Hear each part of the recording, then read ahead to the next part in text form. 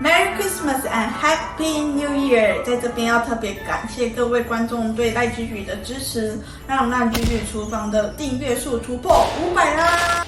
那也就是说，接下来各位可以在频道的社群里与赖居居随时做互动，我也会预告新影片上映的时间。在新的一年，赖居居也会不断分享更多好吃好玩的食谱，那就请大家再多多支持咯！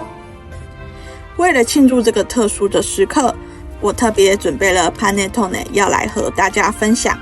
Panettone 最早源自于15世纪的米兰，当时被称为 Pane di Tonno， 字面上的意思是奢华的蛋糕，而当时酵母是非常稀有的食材，所以酵母只会用来做庆典需要的面包。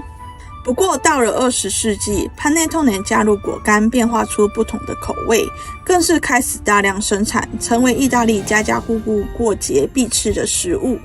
Panettone 从和面到酸面团需要经过48个小时，因此口感较为柔软细致。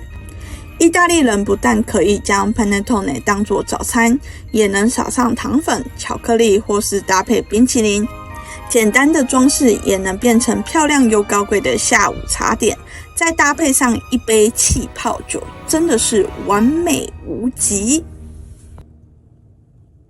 如果你喜欢我的影片，请记得按赞、分享及订阅哦。Grazie mille， ciao ciao。